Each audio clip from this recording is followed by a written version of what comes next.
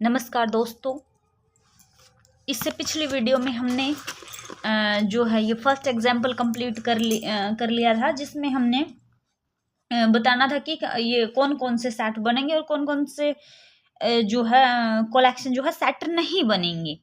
आज हम उससे नेक्स्ट एग्जाम्पल करने वाले हैं, जिसमें हमने सेट को जो है रोस्टर फॉर्म में लिखना है, रोस्टर फॉर्म में। और ये जो दिए हैं सेट बिल्डर फॉर्म में, सेट बिल्डर फॉर्म यानी कि रूल मेथड में दिए हुए हैं।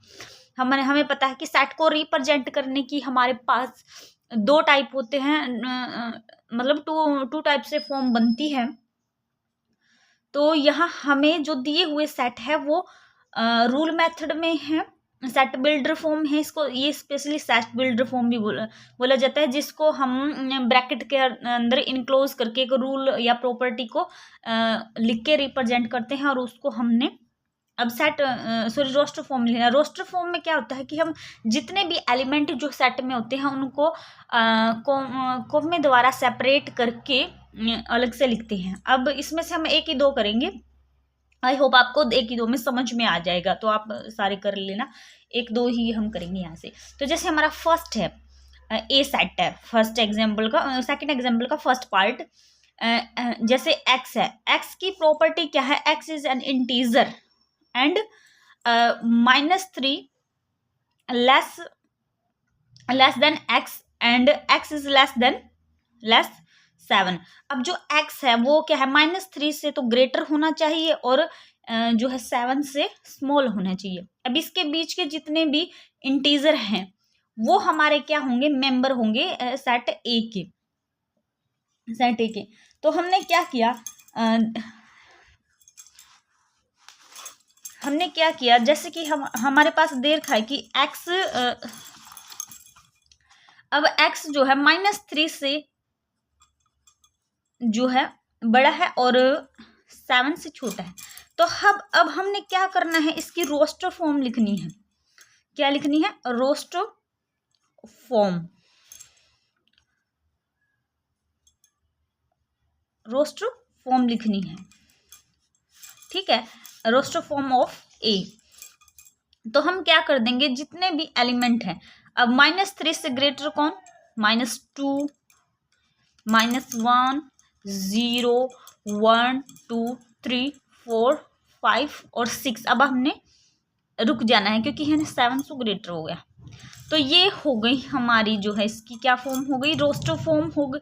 रोस्टर फॉर्म हो गई सेट बिल्डर फॉर्म की, दिए हुए सेट की। यहाँ पे ए ये जो सेट दिया हुआ है एक्स, और एक्स क्या है? एक्स इज एन इंटीजर है और एंड वो क्या करता है? -3 और 7 के बीच में लाई करता है। तो इस तरह हमको जो है इसको करना है। आई थिंक फर्स्ट इससे आपको समझ में आ गया होगा। इससे आगे हम करते हैं, इसे नेक्स्ट एग्जाम्पल करते हैं। 3, right the following sets in set builder form, set builder form. अब हमने क्या करना है इसमें? ये देखो रोस्ट उसमें दिया हुआ है, रोस्टर फॉर्म में दिए हुए हैं एलिमेंट को सेपरेट करके।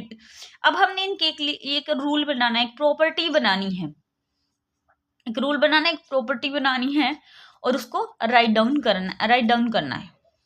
अब दिख रहा है हमें, देखो 5, 10, 15, 20। अब इसको हमें किस प्रकार से करना है? देखो हमें पता है कि सब के सब क्या है? 5 के मल्टीप्ले, 5 के क्या है? मल्टीप्ले है।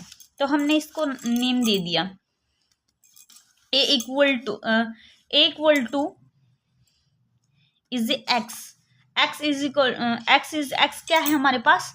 एक्स इक्वल टू 5n है। देन हमने क्या कर दिया? कोमे से सेपरेट कर देंगे। एक्स इज 5n है एंड क्या है? हमें पता है कि 20 तक जाता है। तो ये जो n है, n क्या रहेगा? लेस देन या इक्वल टू क्या रहेगा? 4, क्योंकि n क्या लेंगे हमने। अब जैसे हम इसको कैसे रिप्रेजेंट कैसे करेंगे? देखो अब हम इसको वापिस से एक बार इसको वापिस से उसमें लिख लेते हैं हम, जो है रोस्टर फॉर्म में लिख देते हैं। ये तो इसकी इसकी होगी सेट बिल्डर फॉर्म हमने बना दी है। अब इसको एक बार फिर से हम करके देख लेते हैं ताकि आपको क्लियर हो जाएगा। जैसे अब n इक्वल टू 1 लिया तो x इज इक्वल टू क्या है हमारा 5n है, तो 5 मल्टीप्लाई 1 यानी कि 5 फर्स्ट मेंबर आ गया, n बराबर 2 equal to x is equal to क्या है 5n। अब n की वैल्यू 2 रखी, अब n की equal 3, x is equal to क्या है सॉरी n है ना, सॉरी 5n है तो यहाँ पे कर लेंगे 15। अब n की वैल्यू हमें या तो 4 के इक्वल लेनी है या 4 से नीचे होनी चाहिए, तो 4 से नीचे वाली हमने सारी यूज कर ली है। अब n की बिल्कुल 4 ले लेते हैं, 5n यानी 5 मल्टीप्लाई 4 कितना हो गया 20। थैंक यू दोस्तों।